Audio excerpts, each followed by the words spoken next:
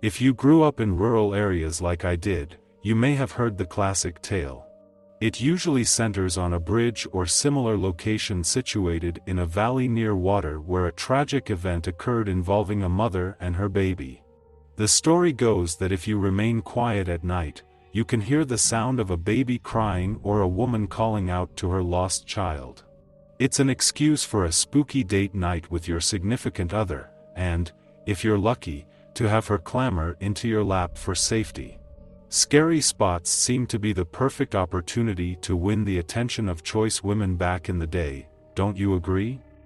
Well, what they don't tell you is that there's a lot more to the story, and I happen to know the exact place it happened.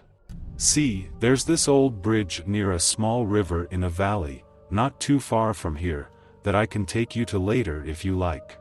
The legend typically revolves around a mother speeding to the hospital with her sick infant in the car but losing control and careening off the bridge.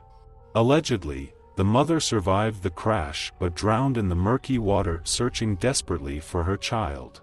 After a farmer discovered the wreckage and alerted authorities, both the mother and infant's bodies were recovered the next morning.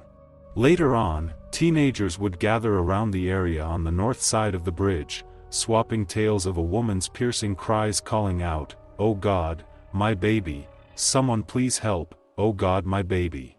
The story's details may vary, but that's the gist of it. The thing is, there's more to this valley than just some woman howling for her lost child.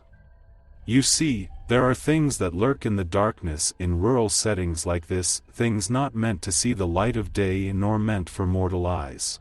They roam the countryside in search of prey, and they feed on humans. What's more, they wear the skins of those they kill, making them indistinguishable from us. No living person knows what they look like beneath their human disguise. It's true that the woman in the old tale was, indeed, driving her baby to the hospital when she crashed, but she didn't dive right off the bridge. She almost did but, fortunately, reached the road in time. In fact, help arrived just as her headlights flickered out, and a truck came along the road. Everything went downhill from there. You see, the driver of that truck was one of those things he had crudely donned the skin of its previous owner. The driver offered to assist the woman and her baby, but when he held the infant, he found himself unable to resist the tender, sweet flesh of its young body. The scent of innocence was too much, and the hunger overtook him. The creature swallowed the baby in 2 bites, right in front of the horrified mother. Her screams echoed through the valley, but hers didn't stop the monster from devouring her too.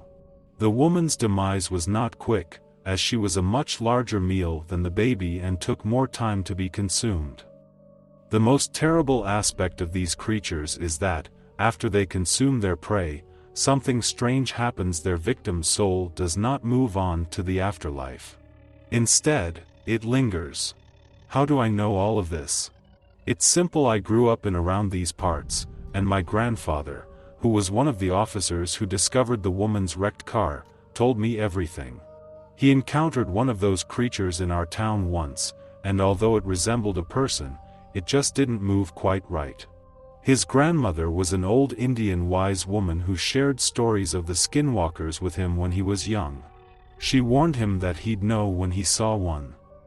So, if you're still interested in visiting the site of this terrible event, I can take you there. It's just a couple of miles from here. Do you want to see it?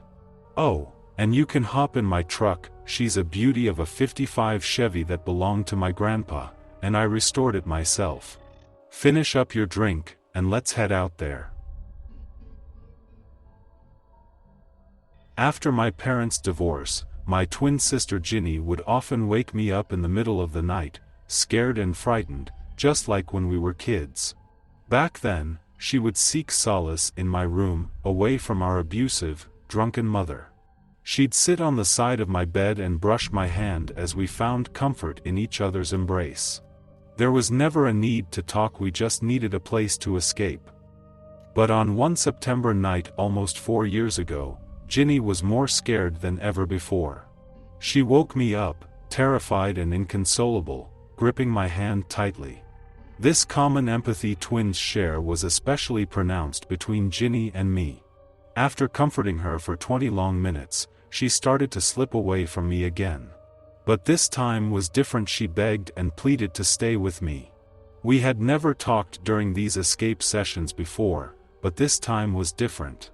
As I lunged to keep her from floating away, I lost contact, and she floated up onto the popcorn ceiling, scraped across the rough surface until she vanished out of sight. Her petrified face and desperately outstretched left hand stayed with me forever.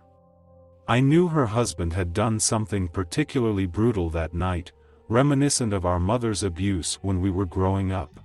But when I saw her fade away, I realized I would never see her again. The next morning, the news confirmed what I already had known. Ginny had been brutally murdered and raped by her husband.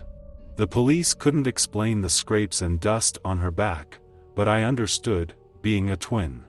We may have been 1,000 miles apart, but I could still feel the embrace of my sister for one last time when she needed me most, just like when we were children.